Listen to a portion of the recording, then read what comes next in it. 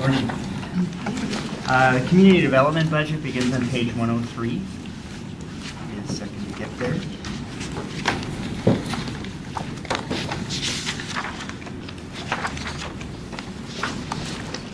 Similar to other departments, you'll find an organization chart, and then you find a series of actions and accomplishments from 2017 or 2016 or 17-18, as well as goals for 2019 and 2020.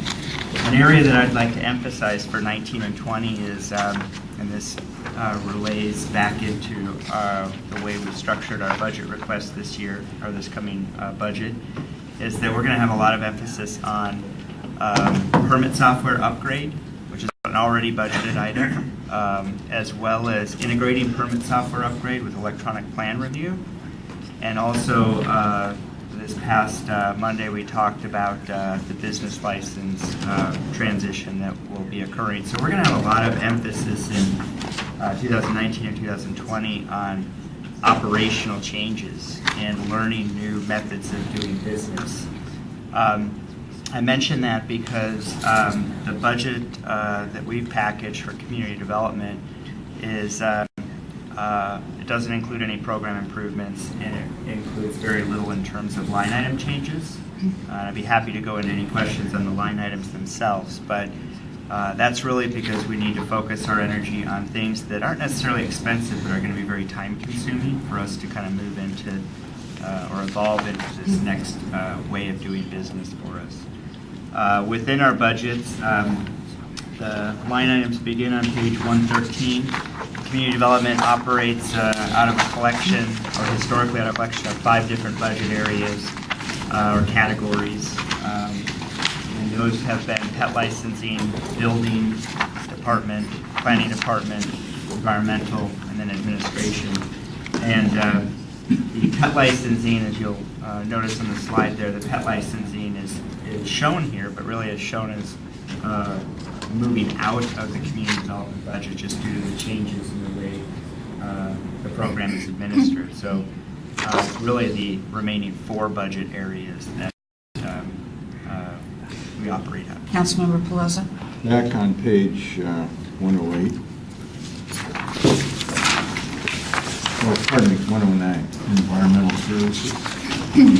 Jeff, I know that you're hurting in that department, but can you explain how we're going to beef that up so that, like Ryan 9, we've got to have somebody supporting that effort.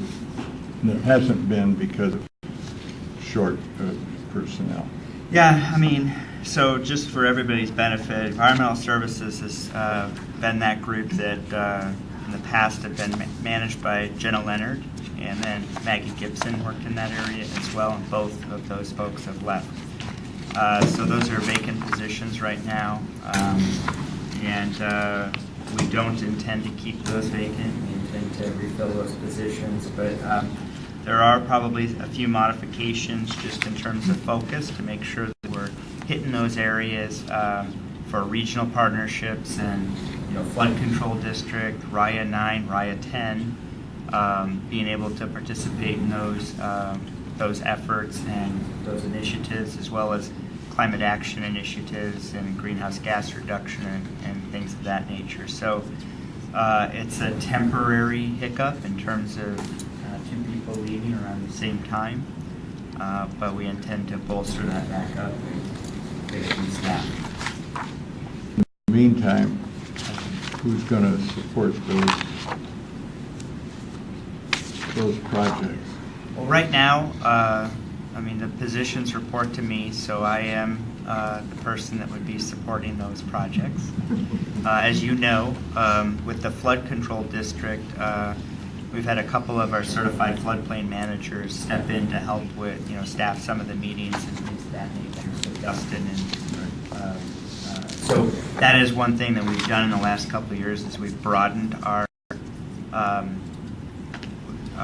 expertise so that it's not focused on a single person, but we've got 3 certified floodplain managers in the department now, so that's good. It helps us split some things up to be able to do more.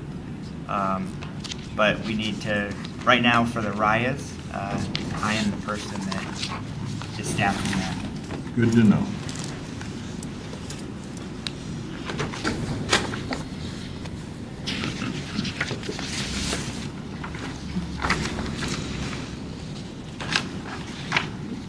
Any questions on line items? Or?